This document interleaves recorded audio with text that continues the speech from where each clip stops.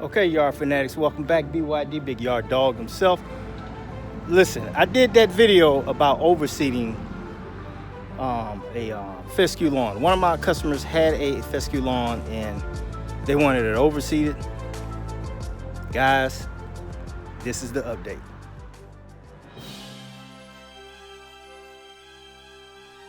You're watching Bermudagrass Central, changing the world 1 yard at a time.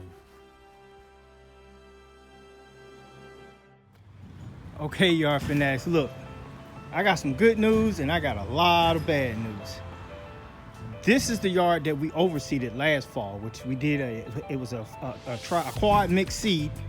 I think it contained two types of fescues, two types of perennial ryegrasses in it, and look at the mess disaster.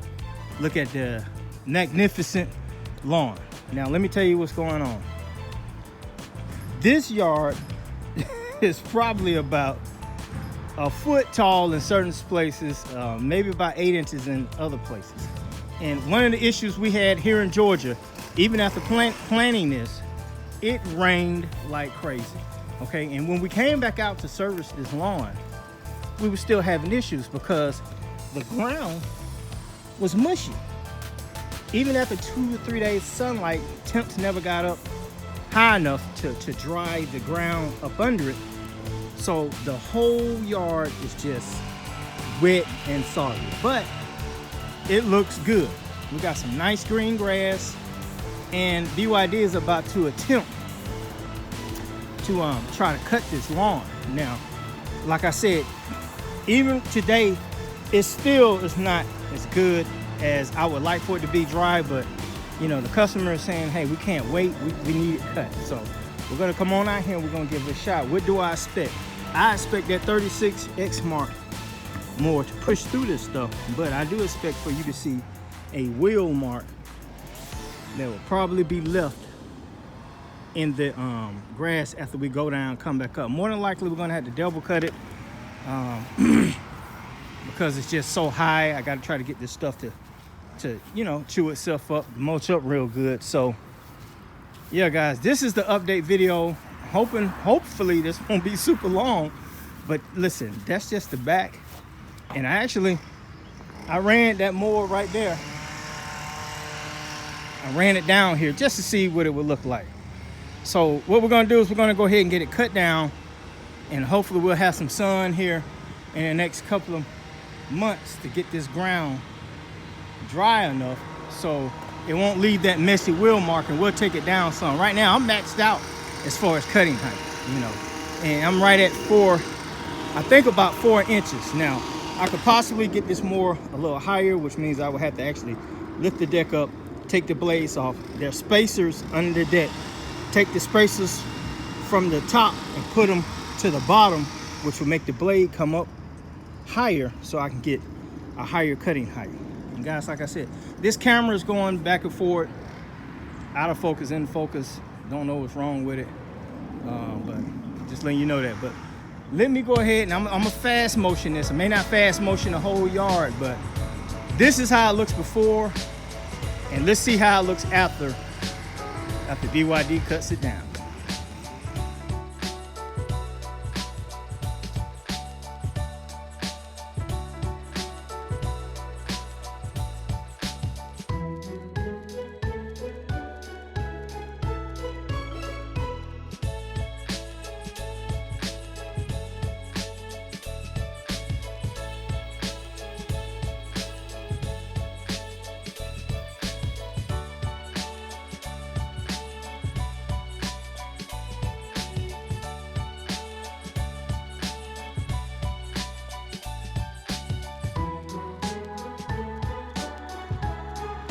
Okay, yard fanatics, look, we fast motion that, and look, we got it cutting at max height so far, according to the spacers here, not those.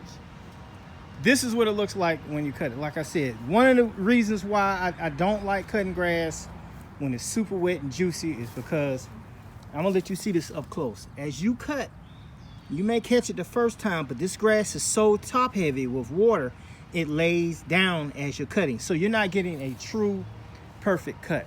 When it's sunny The sun is beaming down on this. Photosynthesis is happening. The grass is standing straight up. You don't have as much juice in the grass. You get a better cut. And by the soil being wet, I'm getting track marks. Now, we did this side. Got to do that side over there. What I'm going to do, I'm going to lower this more just a little bit to see if there's a significant cut difference. Now, even though I'm having this issue now, when spring fully gets here and we get some serious sun and some serious dry weather, the grass you saw last year has left the building. We will have some top-notch looking turf when it comes spring. I promise you. We hadn't fertilized this or anything. The only fertilization it's got was a starter fert way back when. All right. So now here it is, March the 11th, and we're cutting this. And honestly, it's looking good from a professional standpoint. I know I got some issues, but we did warn the customer what would happen. Even right now, we're still getting sprinkles. All right, and we're getting these dogwoods. I think those are what are those? Those dogwoods? I think those dogwood trees, flowering all over the place. You see all that white stuff. And guys, I even did the video with the ryegrass saying keep it on the grass, not on the concrete. And look at the mess that we got. Now, in this case, I can take care of this and get it up, but I'm having to run it off the grass in this case because there's so much gumming up under there. I'm having to go up under there and clean the deck periodically. Now, I'm not showing that on video, but we're having to do that. Look at my wheel. So you see how gummy this is right here. All right, so we're gonna go ahead and try this spot over here. Hopefully this won't be a 3-hour video, and I'm gonna cut it. I'm gonna take 2 spacers off of that right there. You can see it, guys. I'm pointing to it. Spacers right there. Take 2 of those off. That way it'll get closer to the ground, and we'll see what the cut looks like then. Now, I'm gonna have some guys quoting, well, you should have just walked that yard. You're right, but it's too big. I'm sorry. I don't have the time to do that. They want to squeeze this yard in, and sometimes the dollar amount you pay for service versus what you're getting is just don't add up. So being honest with you about certain situations that landscapers come across. It's not gonna always be perfect, but sometimes you do the best you can. And in this case, we got rain, still got a soggy lawn, but they want it cut, so we got to get it done. All right, so let's go over here, drop the mower down just a little bit and see what my cut quality looks like then.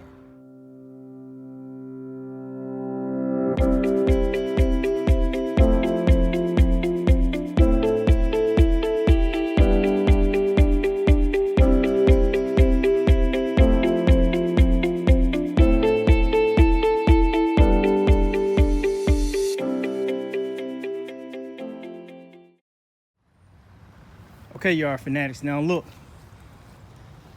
we had that right at a little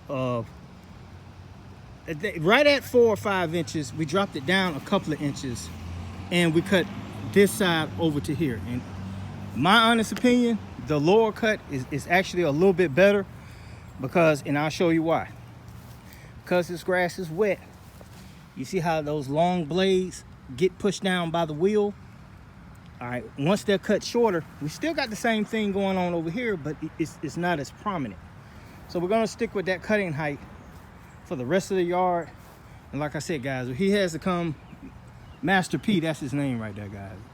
Master P, but we gotta come and cut all that, weed eat all this stuff and just make it look good. We're trying to get this done before this rain comes. I'm running over to the concrete so I can bring that excess grass off with me. In that case, guys, like I said, that's not an area that they are worried about. We can easily blow that off. But like I said, most homeowners don't run that lawnmower off the grass over onto the concrete. You should not be cutting wet grass, period. A lot of us do it because we're just trying to get that money, you know. And I'm trying to get it also, you know. And I'll be honest with you, shooting these YouTube videos and family and daughters off at college and working at the post office and answering, guys, I get 100 questions a day on YouTube. And if any of you know BYD responds to all of them right now. And once I get to 80,000 subscribers, then we'll start doing questions and answers video. All right, but right now it's a lot going on. So let me go ahead and finish this up, and we'll talk about it when I'm completely finished. Fanatics, look, we got that yard taken care of. I mean, it's looking good, looking good. A little piece of paper out there, but it's looking good. It's looking good. Guys, one thing I want to show you real quick before we get away from here is, like I said, this grass grows in clumps, and you can see it right there. The reason you see it in clumps, that's why I aerated and those seeds fell over into the hole. And guys, like I said, every year I would recommend that my customer aerate and overseed this lawn to get maximum beauty. All right. But as you can see, it turned out good. Master P is on the other side of the house over there trimming edges. Let's see what I said. This is the front. It's looking pretty good. Like I said, we dropped it a little bit lower in the front and on the side back there. This side we cut a tad bit higher. So, like I said, right now we're going through a monsoon. It's raining like crazy, and but we had to come out here and get this done because the customer said, "Hey, Mr. BYD, I can't wait. I can't wait. We need it cut. We need it cut." So we came out here, cut it. Guys, when we get some sun on this and some dry weather, and we catch this with some fert, oh my God, you are going to be amazed. Guys, like I said, click the subscription button. Go ahead, do it right now. Subscribe to Bermudagrass Central so you can just stay updated. And like I said, I'm not going to update this yard every 5, videos, but this is a yard that we did that was a fescue lawn, and this is a Bermudagrass Central channel. All right, I love it. Before I get to that, show you that grass, but look how it's snowing flowers. Somebody please comment down in the bottom, tell me what kind of trees are those, and I remember them. It won't come to my head. I had them in my backyard at my old house, and once they get about 15-20 years old, they'll start splitting and cracking, and I hate this issue right here, all this flowering.